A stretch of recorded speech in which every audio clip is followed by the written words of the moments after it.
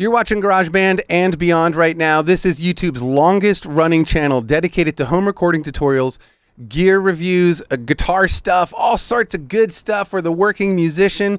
If you want to be part of the club, hit that subscribe button and you will find out when all my 3 videos every week come out, and then, you know, search the channel page. There's tons of fun and interesting content here on the channel that I've been building up for over 9 years. Today, we're going to talk about one of the most powerful and useful things inside of GarageBand that I've never spoken about here on my channel, and that is the arrangement track. The arrangement track makes things really, really easy for you, especially if you're trying to work out the arrangement of a song, or if you just have, like, you know, a verse and a chorus and you only want to record just that verse and chorus, and not have to sit there and play through all 10 of them or whatever, you know what I mean? You can copy and paste with the arrangement track. It makes it super easy.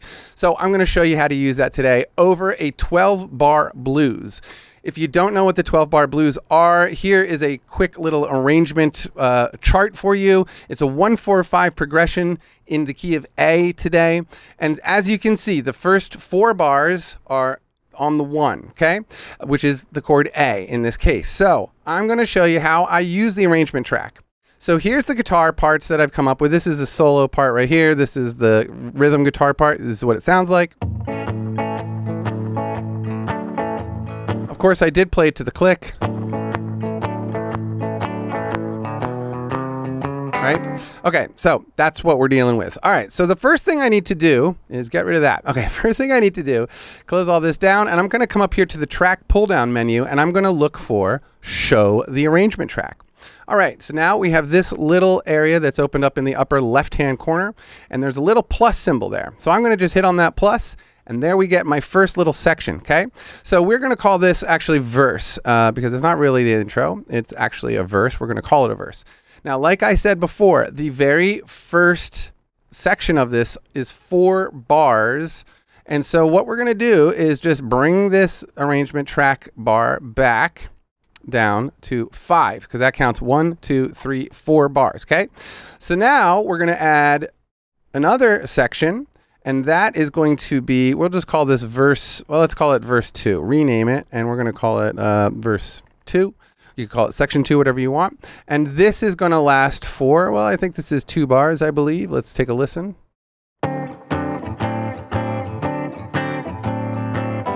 Okay. Okay, so there's another change, and we're going to add that, and we're going to bring that down to 2 bars right there. Okay, and so this is what I'm talking about. Like, if you keep that chart in mind where the changes are, where the chord changes, that's essentially where I'm going to mark this. Now, it depends on the song that you work with. You might not be working with a 12-bar blues, right? But you'll get the idea once you get to the end of this video. So now here we are in the chorus. Let's see, and that sounded like.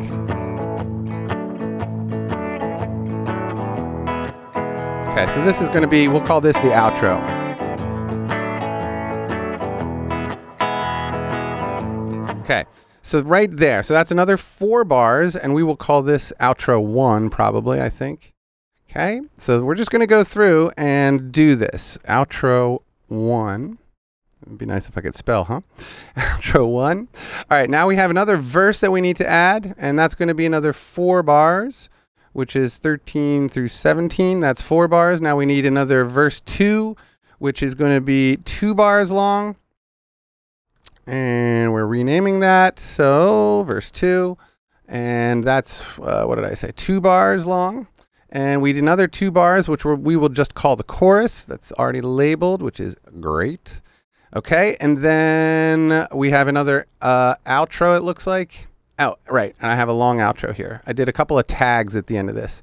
So this one will be 4 bars, which would be 21 through 25. And we're going to call this outro.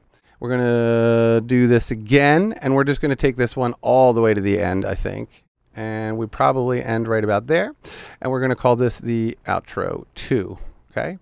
All right. So now I have done everything I need to do on the arrangement track. Now watch what happens when I tell it I want a drum track. Okay. I'm going to come up here. Oops, I'm not going to do that. I'm going to undo that. Wrong plus symbol. I'm going to come up to this big plus symbol, and I'm going to say I want a drummer, and I'm going to hit create. Now watch. Oh, look at that, you guys. It has already been all cut apart, right? Look at that. That is awesome. You can see it's already sectioned everything out. So let's just take a listen, see how it sounds. Okay, not great. I don't like it. So we are going to, let's go to Darcy, because Darcy does everything. Well, yeah, let's just go to Darcy. She always gets it right. And let's see what it sounds like. Okay, so it's a little dragging behind, so it needs to swing a little bit, and probably up in the 60% area. Apple people, if you ever watch this little knob does not work. I mean, this would be 50% right here, and it's reading like 63. Right? So you guys need to calibrate that properly. Anyway, I'm going to say around 60%. Let's see what that sounds like on the swing.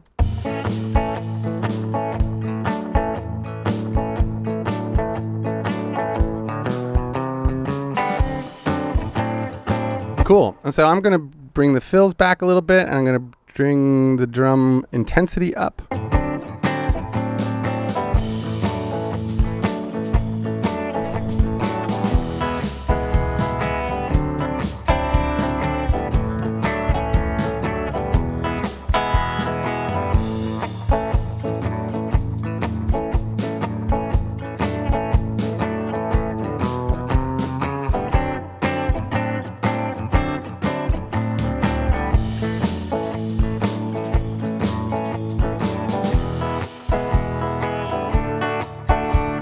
So clearly the choices that it made isn't perfect, right? So you do have to go around and sort of tweak it. Like, I don't want the shaker there for any reason at all. This is the blues. There should be no maracas in the blues as far as I'm concerned.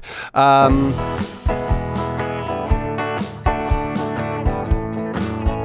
I think this should all be pretty straight. Oops, this one too. Should be number 2.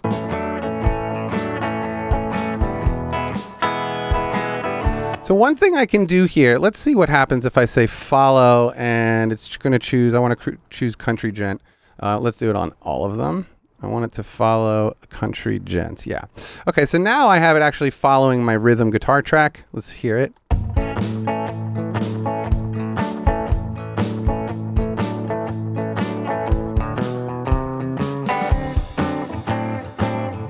Okay, more or less you get the idea. This will need a little bit more fine tuning to get it just right. But here's what I want to show you that makes this super cool. So say you are here, you've gone through the whole song and you get to the second time you're in it, right? So if I come here, and let me expand this so it stops doing that. And we're going to dump this, we're going to close that, we're going to close this. Okay, so I'm looking for verse 2. So say, for example, you want to make this twice as long, right? I'm going to come down and I'm going to hit the Option button on my keyboard. I'm going to hold it down. I'm going to click on here and hold it. And now when I move this, I'm just going to drop it here. Boom. And it has now automatically cut and pasted and repeated that section. Here's what it sounds like.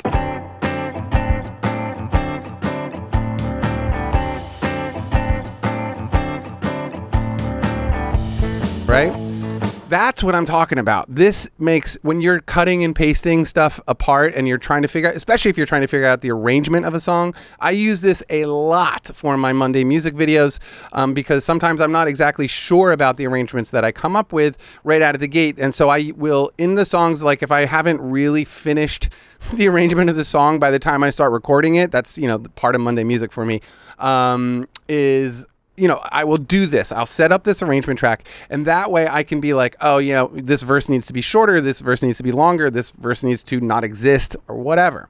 Okay, so that's that. I'm going to undo this just so we have that undone. So now let's come down here. Let's see what's going on at the end.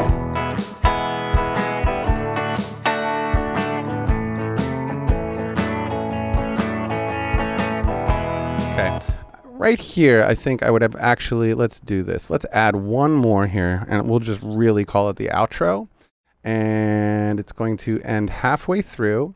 And I'm going to bring this guy back, and I'm going to hit another plus here. And see, now it has followed the arrangement track. So it knows exactly where I want it to end. Although I do need a last cymbal hit, it looks like. Maybe I got it. Nope, I need one more. There it is, right there. Okay, so now I got that. Not perfect, could use a little tweaking, but you get the idea. So let me just show you again, because you can literally do that with any section. You come in here, Option button on the keyboard, and then you can take this and move it wherever you want. And there it is, right? It just makes your life so much more easy.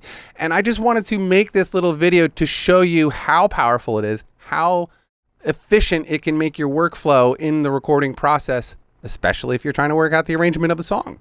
The arrangement track is easy to use and it's super functional. So I highly recommend that you start using it, especially if you're doing like songs with drum tracks and stuff.